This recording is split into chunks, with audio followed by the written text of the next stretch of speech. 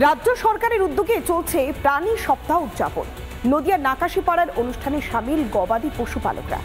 উপভোক্তাদের স্বার্থে রাজ্য সরকারের ভূমিকার ভূয়সী প্রশংসায় পঞ্চমুখ সকলে, কিন্তু আচমকাই ছন্দপতন। একেবারে মাইক্রোফোন তুলে সমস্যার কথা জানালেন একজন উপভোক্তা। গবাদি পশুদের ন্যূনতম চিকিৎসা পরিষেবা না মেলারও অভিযোগ করলেন তিনি, যেন হাটে হাড়ি ভাঙলেন। দেখুন, সরকারি ডাক্তার ওষুধপত্র ঠিক মতন সহযোগিতা পাচ্ছে না। গেলে যে কোনো সহযোগিতার জন্য গেলে আজ এখানে যাও, কাল ওখানে যাও, এই করো, এই জিনিস সমস্যাগুলো আছে। আমি মাননীয় বিডিও সাহেবকে বলবো এই সমস্ত সমস্যাগুলো যেন একটু সমাধান হয়। বিডিওর সামনে ঠিক এভাবেই ক্ষোভ উগড়ে দিলেন নদিয়ার নাকাশিপাড়ার উপভোক্তা অরবিন্দ মণ্ডল।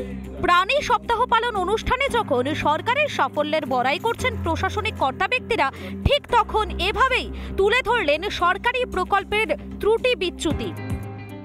যাকে বলে হাটে হাড়ি ভেঙে দেওয়া। কারণ কি জানেন?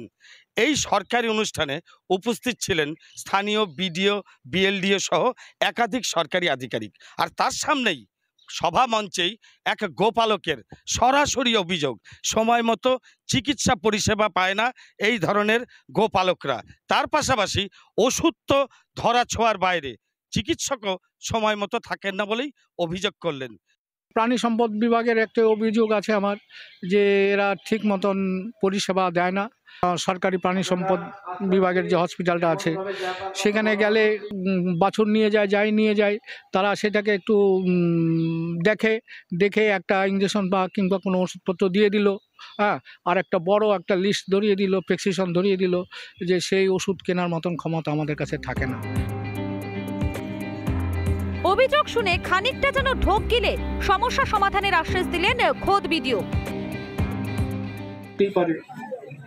হ্যাঁ, অনেক কিছু এখনো চলছে, রোগ ব্যাধি। ঘটনা সামনে আসতেই তোপ দেখেছে বিজেপি। কোথাও একটা ঘাটতি রয়েছে, এটা বাস্তব, এবং যারা এইগুলো ব্যবস্থাপনায় রয়েছে তারা ঠিকঠাক করে ব্যবস্থা করছে না বলেই যারা গরু, মোষ এবং ছাগল গরু পশুপালন করেন তারা এগুলো পাচ্ছে না। সারা পশ্চিমবাংলায় এটা লুটে পুটে খাচ্ছে তৃণমূলের চোরের সরকার। ফলাও করে প্রচার, সরকারি প্রকল্পের ঢালাও বিজ্ঞাপন, আর তার মাঝেই যেন বেআব্রু হলো আসল ছবিটা।